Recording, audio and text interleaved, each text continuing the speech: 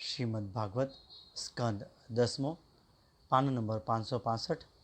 શ્રી ગણેશાય નમઃ, શ્રી સરસ્વતી નમઃ, શ્રી ગુરુભ્યો નમઃ, શ્રી મહાપ્રભુજી નમઃ, મારા ગુરુદેવ શ્રી વ્રજલાલ જીવનને નમઃ, શ્રી રામચંદ્ર ડુંગર મહારાજને નમઃ।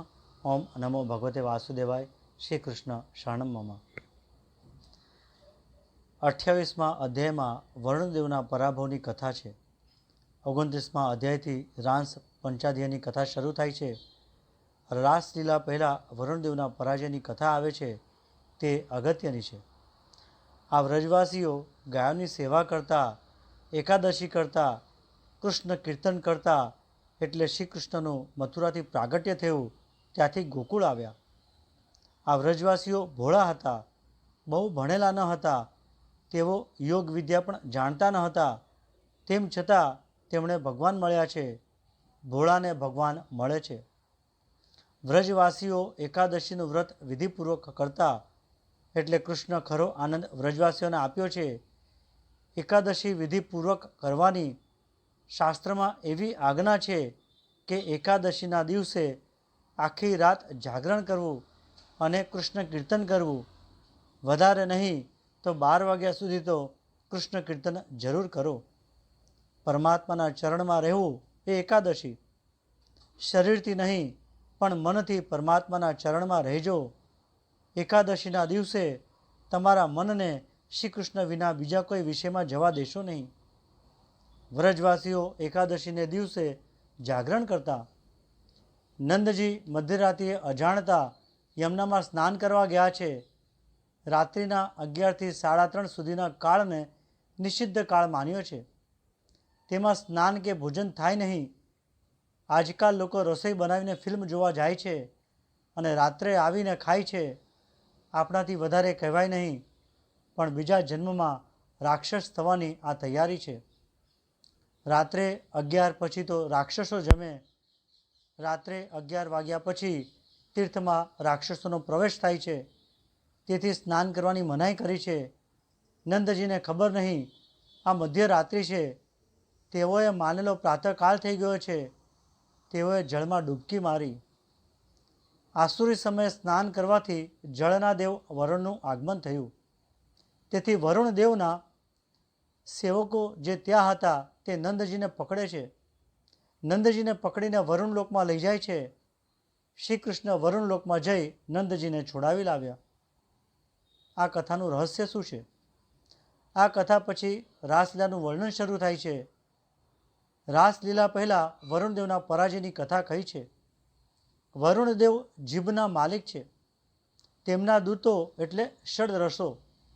રસ ઉપર, જીભ ઉપર જ્યાં સુધી કાબુ ન મેળવો ત્યાં સુધી રાસમાં પ્રવેશ મેળવી શકાતો નથી।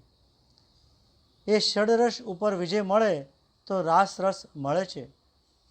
નંદ એ જીવાત્મા છે। નંદ એટલે જીવ। જ્યારે કિત્તરૂપી યમુનામાં સ્નાન કરવા જાય છે, ત્યારે વરુણના સેવકો, આ ષડરસો એ વરુણના સેવકો તેને પજવે છે। લૌકિક રસને જીવ આધીન હોય ત્યાં સુધી તેને અલૌકિક રસ મળતો નથી। આ ષડરસને આધીન જે થયો છે તેને ભક્તિરસ પ્રેમરસ મળતો નથી। ષડરસને આધીન જીવ થાય તો ભક્તિરસ મળતો નથી। આનંદ એ કોઈ વસ્તુમાં નથી, આનંદ મનની એકાગ્રતામાં છે। આનંદ ઈશ્વર સાથે તન્મય થવામાં છે। આ ષડરસ ઉપર વિજય મેળવવો હોય તો ભક્તિરસની પ્રાપ્તિ કરવી જોઈએ। આ ષડરસ ઉપર વિજય મેળવે તેને ભક્તિરસ પ્રેમરસ મળે છે। ભક્તિ કરવી સહેલી નથી।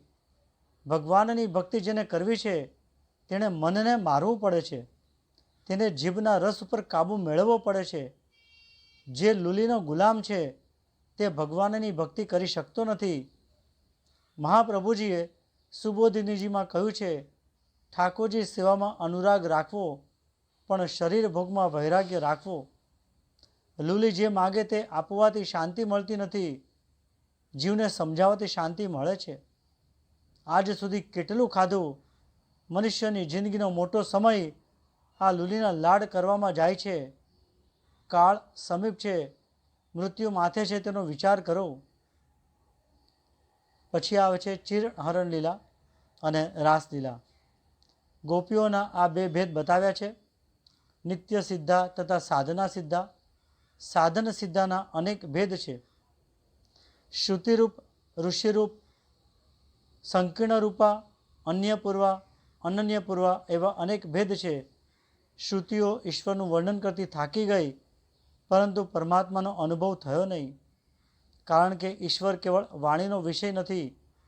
જે વેદાભિમાન દેવો બ્રહ્મ સંબંધ સિદ્ધ કરી બ્રહ્મ સાક્ષાત્કાર કરવા માટે ગોલોકમાં પ્રગટ થયા, તે શ્રુતિરૂપા ઋષિઓ તપસ્વી હોવા છતાં બુદ્ધિમાંથી કામ ગયો નહીં.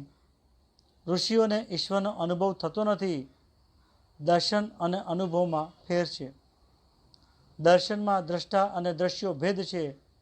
અનુભવમાં દ્રષ્ટા અને દ્રશ્ય એક બને છે. તેમાં પૂર્ણ અદ્વૈત છે.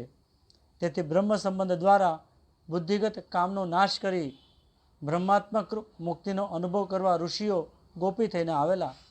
તે ઋષિરૂપા સંકીર્ણ મંડળમાં પ્રભુના મનોહર સ્વરૂપને નિહાળતા જે સ્ત્રીઓને કામભાવ જાગૃત થયો તે બધી ગોપીઓ તરીકે પ્રગટ થયેલી. દાખલા તરીકે સુંપર્ણકા.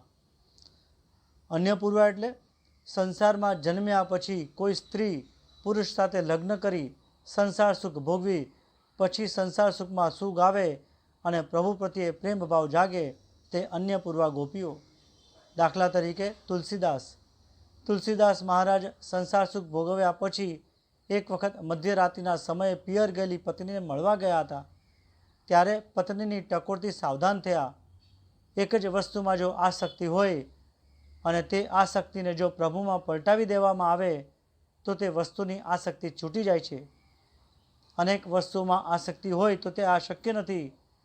તુલસીદાસજી માત્ર સ્વપત્નીમાં જ આસક્ત હતા. એમને મન પરસ્ત્રી માતા સમાન હતી. તેથી જ્યારે પત્નીએ ટકોર કરી કે તુરંત તેમની આસક્તિ પ્રભુમાં પરિવર્તિત થઈ ગઈ. કામાસક્તિ પ્રભુ આસક્તિમાં પરિવર્તિત થઈ ગઈ. કેટલાકને રોજ થપ્પડ પડે છે તો પણ સુધરતા નથી. અન્યપૂર્વા એટલે જન્મસિદ્ધ પૂર્ણ વૈરાગ્યવાળા શુકદેવ, મીરા વગેરે.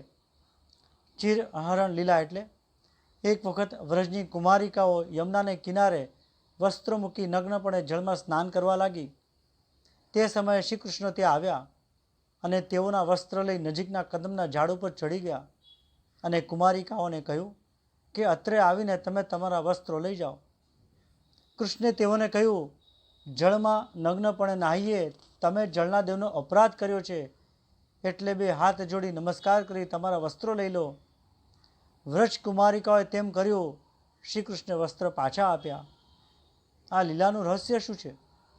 શરીરનું ભાન ભૂલશો તો પ્રભુ પાસે જઈ શકાશે. હું સ્ત્રી છું એવી ભાવના કુમારિકાઓમાં મનમાં રહી તે હુંપણાનું સૂચક છે. તે અહંકાર સૂચવે છે. તે હુંપણાનો અહંકારનો ત્યાગ કરવા શ્રી કૃષ્ણ તેમને કહે છે. અહંકારનો પડદો દૂર કરી સર્વસ્વ પ્રભુને અર્પણ કરવાનો એમાં ઉદ્દેશ્ય છે. પોતાની જાતને પણ ભૂલી મારી પાસે આવો એમ ભગવાન કહે છે. સંસ્કાર શૂન્ય તેમજ સંસાર શૂન્ય નિરાવરણ થઈને મારી પાસે આવો. દ્વૈતનો પડદો દૂર કરશો તો ભગવાન મળશે. શરીરને જેમ વસ્ત્ર ઢાંકે છે તેમ આત્માને વાસના ઢાંકે છે. ભગવાન તમારી પાસે છે તેમ છતાં દેખાતા નથી. વાસનાનો પડદો દૂર થાય એટલે મળેલા ભગવાન જ મળે છે. ગુરુ આ વાસનાનો પડદો દૂર કરી આપે છે. આત્મા અને પરમાત્મા વચ્ચે આ વાસનાનો પડદો છે એટલે ભગવાનનો અનુભવ થતો નથી. આ અજ્ઞાનના પડદાને લીધે પરમાત્મા દેખાતા નથી. આત્મા આપણી અંદર છે પણ તે વાસનાના પડદામાં ઢંકાયેલો છે. તે વાસનાના આવરણને દૂર કરીને પ્રભુને મળવા જવાનું છે. આ આવરણને દૂર કરશો તો ભગવાન મળશે. બુદ્ધિગત વાસના સિદ્ધ સદરૂપ કૃપા કરે અથવા પરમાત્મા કૃપા કરે તો જ દૂર થાય છે. બુદ્ધિમાં સૂતેલો કામ કૃષ્ણ મિલનમાં વિઘ્ન કરે છે. વૃત્તિઓના આવરણનું નષ્ટ થઈ જવું એ ચિરહરણ લીલા અને તે પછી જીવનું આત્મામાં રમણ મિલન એ રાસ. એટલે તો ચિરહરણ લીલા પછી રાસલીલા આવે છે. કામ વાસના જાય એટલે ઈશ્વર સાથે અદ્વૈત પ્રાપ્ત થાય. લૌકિક વસ્ત્રોની ચોરી નથી પરંતુ બુદ્ધિગત કામ વાસનાની ચોરી છે. શ્રી કૃષ્ણને ગોપીઓને નગ્ન જોવાની ઈચ્છા હતી. શ્રી કૃષ્ણ વ્યાપક હોવાથી જળમાં પણ શ્રી કૃષ્ણ છે. એટલે ગોપીઓને કૃષ્ણ મળેલા છે, પણ વાસનાનું અજ્ઞાનનું આવરણ હોવાથી શ્રી કૃષ્ણનો તેમને અનુભવ થતો નથી. બુદ્ધિગત વાસનાનું વસ્ત્ર પ્રભુ કૃપા કરીને દૂર કરે છે. પ્રભુ કૃપા ક્યારે કરે? જ્યારે પ્રભુના બનીએ ત્યારે. ભગવાન કહે છે, ન મય્યાબ શીત ધિયા કામઃ કામાય કલ્પતે મર્જિતઃ ક્વથિતા ધાનાહ પ્રાયો બીજાય નશ્યતે. જેણે પોતાની બુદ્ધિને મારામય કરી હોય, મારામાં જ સ્થાયી હોય, તેઓને વિષય ભોગોનો સંકલ્પ સાંસારિક વિષય ભોગો માટે થતો જ નથી, પણ તે સંકલ્પ મોક્ષદાયી જ થાય છે. કારણ કે ભૂંજેલા ધ્યાનનું બી નષ્ટ થઈ જાય છે અને તેથી તે ફરીથી અંકુરિત થતું નથી.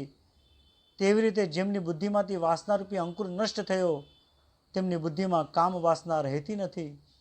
તેમની બુદ્ધિમાં કામ વાસના અંકુરિત થતી નથી, સ્ફૂર્તિ નથી. ગોપીઓને પ્રભુએ કહ્યું છે, હે વ્રજકુમારિકાઓ, તમારામાં કામ વાસના રહી નથી. તમારા હૃદયનો શુદ્ધ ભાવ હું જાણું છું, પણ તમારે હજુ મારું ધ્યાન કરવાનું છે. મનનો સૂક્ષ્મ મળ આ ધ્યાનથી દૂર થશે અને પછી તમે મને મળશો. તમે શરદ ઋતુની રાત્રિએ મારી સાથે રમશો.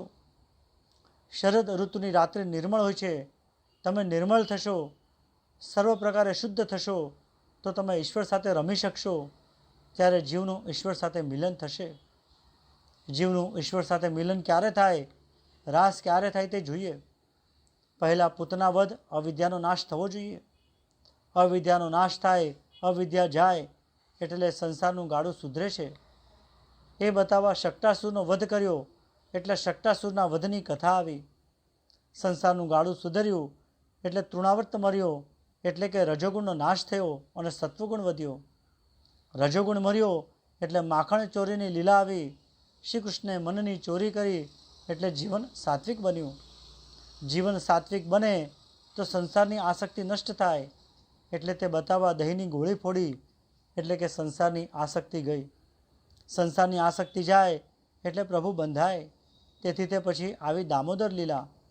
અને પ્રભુ બંધાયા એટલે દંભ મર્યો, પાપ તાપ દૂર થયા એટલે આવી બકાસુર વધની કથા. તે પછી આવી અઘાસુર વધની કથા. અને સંસારનો તાપ નાશ થયો, સંસાર દાવકની શાંત થયો, એટલે ઇન્દ્રિયોની શુદ્ધિ થઈ અને અંતકરણની વાસનાનો ક્ષય થયો. તે બતાવવા દાગ નમન લીલા અને પ્રલંબાસુર વધની કથા આવી. જીવ ઈશ્વરને મળવા લાયક થઈ ગયો એટલે તેને વેણુગીતની વાંસળી સંભળાય. વેણુગીત એટલે નાદ બ્રહ્મની ઉપાસના થઈ. એટલે તે પછી આવી ગોવર્ધન લીલા. ગો એટલે કે ઇન્દ્રિયો. ઇન્દ્રિયોનું વર્ધન તે ગોવર્ધન લીલા. ઇન્દ્રિયોનું વર્ધન થયું એટલે કે ઇન્દ્રિયો પુષ્ટ બની. ઇન્દ્રિયોની પુષ્ટિ એટલે કે વૃદ્ધિ ભક્તિ રસથી થાય છે. જો ઇન્દ્રિયો પુષ્ટ થાય તો ષડ રસનો પરાભવ થાય, એટલે તે પછી વરુણદેવનો પરાભવ. ષડ રસનો પરાભવ થયો, જીવ શુદ્ધ થયો, કોઈ વાસનાનું આવરણ રહ્યું નહીં, એટલે ચિર હરણ લીલા થઈ અને તે પછી રાસ લીલા થઈ. જીવ અને બ્રહ્મની એકતા થઈ, એકત્વ થયું. ચિર હરણ લીલા પ્રથમ થઈ એટલે બાહ્યાવરણ બધી ઉપાધિઓનો નાશ ન થઈ જાય ત્યાં સુધી રાસલીલા થતી નથી. ચિરહરણ ન થાય ત્યાં સુધી રાસલીલા ન થાય, એટલે પહેલાં ચિરહરણની કથા કહી. શરીરના વસ્ત્ર ઢાંકે છે તેમ આ વાસના પરમાત્માને ઢાંકી રાખે છે. વાસનારૂપી પડદો દૂર ન થાય ત્યાં સુધી જીવ અને શિવનું મિલન થતું નથી. વસ્ત્રહરણ દ્વારા બુદ્ધિગત કામની ચોરી કરે છે. વસ્ત્રો સ્નાન કરવા છતાં જળથી ભીંજાતા નથી. એ બતાવે છે તે કંઈ સામાન્ય વસ્ત્ર ન હતા. વાસનારૂપી વસ્ત્ર જીવ અને પરમાત્માનું મિલન થતું અટકાવે છે. ઇન્દ્રિયો વગેરેમાંથી કામને કાઢવો સહેલો છે, પણ બુદ્ધિગત કામને કાઢવો મુશ્કેલ છે. પ્રાણ અને પ્રકૃતિ સાથે જાય છે. પ્રકૃતિ ઉપર વિજય મેળવવો ઘણો મુશ્કેલ છે.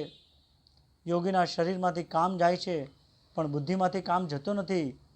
વૃદ્ધાવસ્થામાં ઇન્દ્રિયો શિથિલ થતાં કામ ઇન્દ્રિયોમાંથી જાય છે, પરંતુ કામ બુદ્ધિમાંથી નીકળતો નથી. ઋષિઓ પણ કામથી હારેલા. તેઓને લાગ્યું કે કામને મારવો કઠણ છે, તેથી તે ઋષિઓ આજે ગોપીઓ થઈને આવેલા છે. ઋષિઓએ નિશ્ચય કર્યો, આ કામભાવ હવે શ્રી કૃષ્ણને અર્પણ કરીશું અને નિષ્કામ થઈશું. રાસલીલા. મહાપ્રભુજીની આજ્ઞા છે કે દશમ સ્કંદ એ ગોવર્ધનનાથનું હૃદય છે અને રાસલીલા પ્રાણ છે. હૃદયમાં પંચપ્રાણ રહેલા છે. શ્રીમદ ભાગવતના પંચપ્રાણ આ રાસ પંચાધ્યાયની છે. પંચાધ્યાયીના 5 અધ્યાય છે. રાસ પંચાધ્યાયને ફળ પ્રકરણ છે. શ્રીધર સ્વામીએ કહ્યું છે કે રાસલીલા એ નિવૃત્ત ધર્મનું પરમ ફળ છે. આ રાસલીલાની કથા કહેતા સુખદેવજીને સંકોચ થાય છે. સમાજમાં આ રાસલીલાની કથાના કેટલા અધિકારી છે અને કેટલા અનધિકારી છે. આ કથા કરું કે નહીં? જે અનધિકારી હશે તેને આ લીલામાં કામ દેખાશે. શ્રી રાધાજી સુખદેવજીના ગુરુ છે. રાધાજીએ સુખદેવજીને બ્રહ્મ સંબંધ કરાવ્યો છે. શ્રી રાધાજીની કૃપા વગર રાસનું મહત્ત્વ સમજવું કઠિન છે. આ રાસલીલાનું તત્વ ગૂઢ છે, તેને સમજવું મુશ્કેલ છે. સુખદેવજી અગાઉના જન્મમાં પોપટ હતા. લીલા નિકુંજમાં હે રાધે નિત્ય બોલે છે. શ્રી રાધાજી દયાની મૂર્તિ છે. સુખદેવજી અખંડ રાધાજીના નામનું કીર્તન કરે.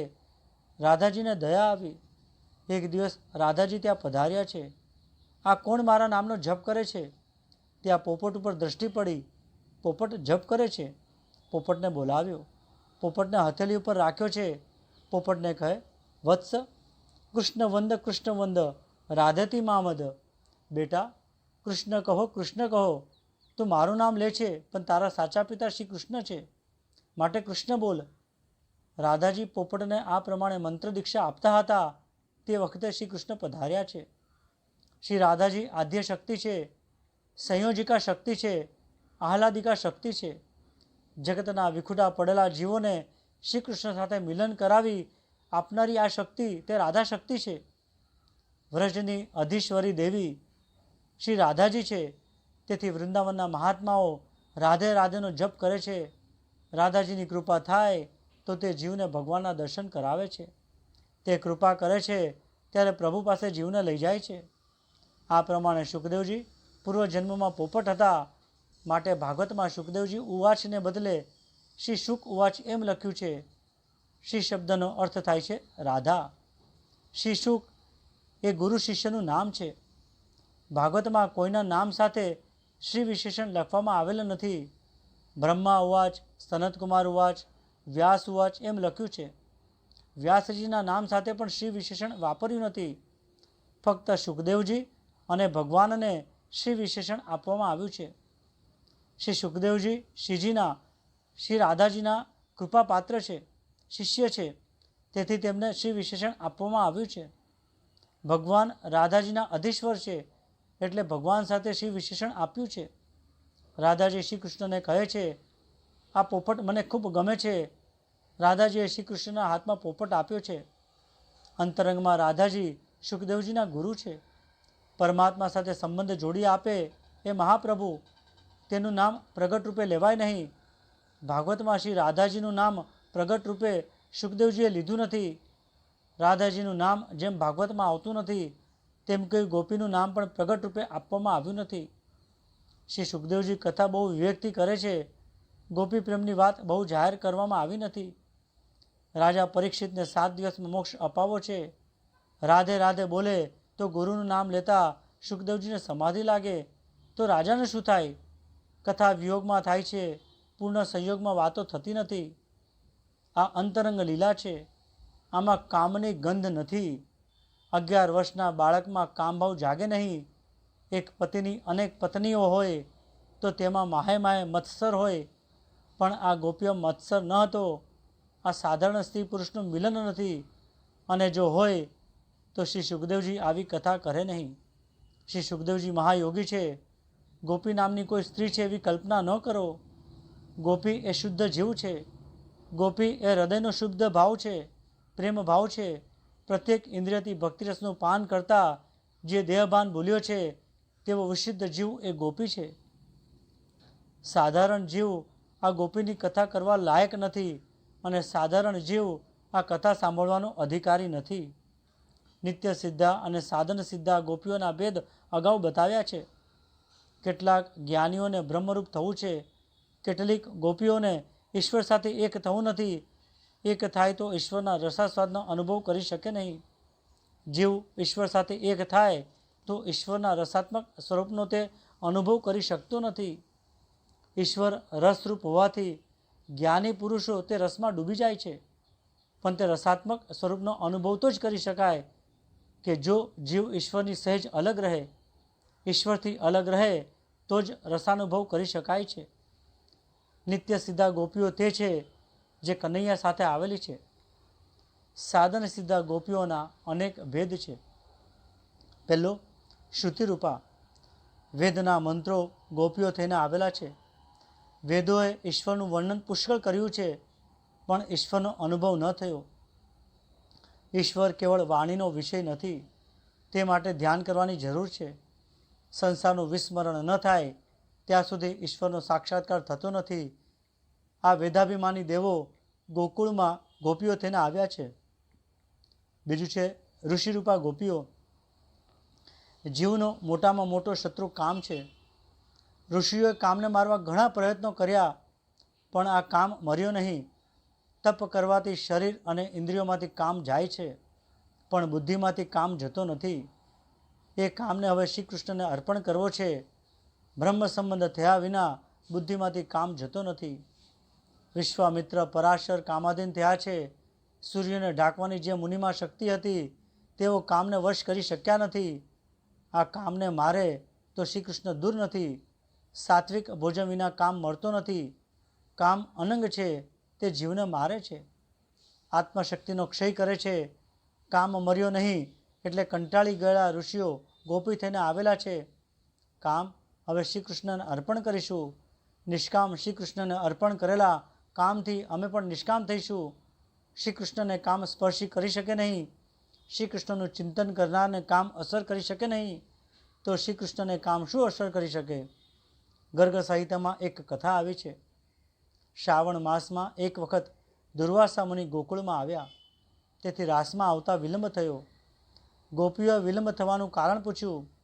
શ્રી કૃષ્ણ કહે, મારા ગુરુ આવ્યા છે, તેમના દર્શન કરવા હું ગયો હતો, તેથી આવવામાં વિલંબ થયો. ગોપીઓ પૂછે છે, તમારા ગુરુ? કૃષ્ણ કહે છે, હા, મારા પણ ગુરુ છે. દુર્વાસા મુનિ મારા બ્રહ્મ વિદ્યાના ગુરુ છે. ગોપીઓને આનંદ થયો. ગોપીઓએ વિચાર્યું, ભગવાનના ગુરુ હશે તે કેવા મહાન હશે. આપને શ્રી કૃષ્ણના ગુરુને જમાડીશું. ગોપીઓએ કહ્યું, તમારા ગુરુને અમારે જમાડવા છે. શ્રી કૃષ્ણ કહે, મારા ગુરુ ભૂખ લાગે ત્યારે એક વખત કેવળ દરોનો રસ પીવે છે, જમતા નથી. તમારો પ્રેમ શુદ્ધ હશે તો આરોગશે. ગોપીઓએ અનેક પ્રકારની સામગ્રી બનાવી છે. સામે કિનારે દુર્વાસાનો આશ્રમ છે. યમુનાજીમાં પૂર આવેલું હતું. ગોપીઓ વિચારમાં પડી, યમુના પાર કરી જઈશું શી રીતે? શ્રી કૃષ્ણ તેઓને કહે છે, જાઓ, યમુનાને જે કહેજો શ્રી કૃષ્ણ બાળ બ્રહ્મચારી હોય તો રસ્તો આપજે. અધિકારી ગોપીઓને ખાતરી હતી કે ભગવાન ક્રીડા કરે છે તે બીજાને પરમાનંદ આપવા. ગોપીઓ યમુના પાસે આવી અને કહ્યું, હે યમુના મહારાણી, અમારા શ્રી કૃષ્ણ બાળ બ્રહ્મચારી હોય તો અમને રસ્તો આપો. એટલે યમુનાજીએ રસ્તો આપ્યો. દુર્વાસાના આશ્રમમાં ગોપીઓ આવી છે. આ સામગ્રી આરોગો. દુર્વાસાને બહુ આગ્રહ કર્યો. દુર્વાસા કહે, મને ખાવાની ઈચ્છા નથી, પણ તમારે ખવડાવવું હોય તો મારા મુખમાં કોળીઓ મૂકજો. ગોપીઓ આપે છે તે બધું પેટમાં જાય છે, કંઈ પણ રહ્યું નહીં. મહારાજને છોકરા છૈયા નહીં, એટલે કોઈ છૈયા યાદ આવ્યા નહીં. ગોપીઓ પૂછે છે, કેમ બાપજી, આજે ભોજન બરાબર કર્યું ને? દુર્વાસા જવાબ આપે છે, ના ના, હું તો નિત્ય ઉપવાસી છું, હું ખોટું બોલતો નથી, ખાતરી કરજો. તમે યમુનાજીને કહેજો દુર્વાસા નિત્ય ઉપવાસી હોય તો માર્ગ આપશો. ગોપીઓએ તેમ કહ્યું. યમુનાજીએ માર્ગ આપ્યો છે. ગોપીઓ આ વાત શ્રી કૃષ્ણને કહે છે. જેવા ચેલા તેવા ગુરુ. આટલી રાણીઓ હોવા છતાં તમે બાળ બ્રહ્મચારી અને પેલા દુર્વાસા આટલું બધું જમી ગયા, અમારી સમક્ષ કેટલું ભોજન આરોગી ગયા, તેમ છતાં પણ ઉપવાસી. આ કેવા ઉપવાસી, આ તે કેવા બ્રહ્મચારી. દુર્વાસાને કોઈ પણ પ્રકારની વાસના નથી. દુર્વાસા આટલું જમી ગયા પણ સ્વાદ લીધો નથી. ખાનાર નારાયણ છે અને ખવડાવનાર નારાયણ છે. દુર્વાસાની આ બ્રહ્મ ઉપાસના છે. જમાડનાર બ્રહ્મ અને જમનાર પણ બ્રહ્મ છે. એટલે દુર્વાસા કહે છે કે હું ઉપવાસી છું, તે સત્ય છે. શ્રી કૃષ્ણને કે દુર્વાસાને તે વસ્તુમાં આસક્તિ ન હતી, વાસના ન હતી. તેઓ ભોગો ભોગવ્યા છતાં નિષ્કામ હતા. ગૃહસ્થાશ્રમ અને સંન્યાસાશ્રમનો સમન્વય શ્રી કૃષ્ણે કરી બતાવ્યો છે. શ્રી કૃષ્ણ નિષ્કામ છે. નિષ્કામ શ્રી કૃષ્ણનું ધ્યાન સતત કરે તે મનુષ્ય નિષ્કામ બને છે. ચિરહરણ લીલામાં ઋષિ ગોપીઓ છે.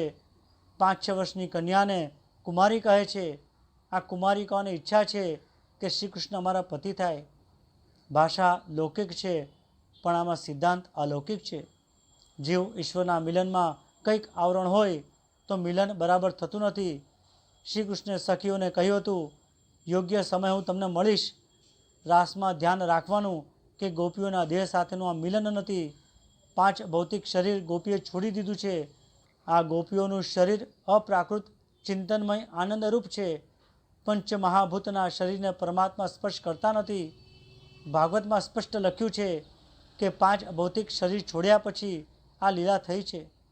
કોઈને શંકા થાય કે ગોપીઓનું 5 ભૌતિક શરીર ક્યાં છે? શ્રી કૃષ્ણનો વિયોગ એ અગ્નિ છે. પતિનો વિરહ પતિવ્રતા સ્ત્રીને બાળે છે, તેમ પરમાત્માનો વિરહ આ જીવને બાળે છે. પ્રભુના વિરહમાં જીવ સંસાર સાથે રમે એ પાપ છે. ગોપીઓ શ્રી કૃષ્ણ વિરહ અગ્નિમાં 5 ભૌતિક શરીરને બાળે છે. વિરહ અગ્નિમાં ગોપીઓનું 5 ભૌતિક શરીર બળી ગયું છે અને શ્રી કૃષ્ણના જેવું અપ્રાકૃત રસાત્મક શરીર તેઓને પ્રાપ્ત થયું છે. 5 ભૌતિક શરીર સાથે પરમાત્માનું મિલન થઈ શકે નહીં. ગોપીઓને ભગવાનનો વિરહ બાળે છે. આપણી એ કરુણતા છે કે આ જીવ ભગવાનના વિરહમાં સંસાર સુખમાં રમે છે. સંસારના સર્વ ભોગ રોગ સમાન છે. મારે પરમાનંદ રૂપ પરમાત્માને મળવું છે. શ્રી કૃષ્ણના દર્શનથી એને હવે તૃપ્તિ નથી. દર્શનમાં દ્વૈત છે. ગોપીઓને પરમાત્મા સાથે એક થવું છે. અહીં આ શ્રી કૃષ્ણ કથાને વિરામ આપું છું. કૃષ્ણાર્પણ.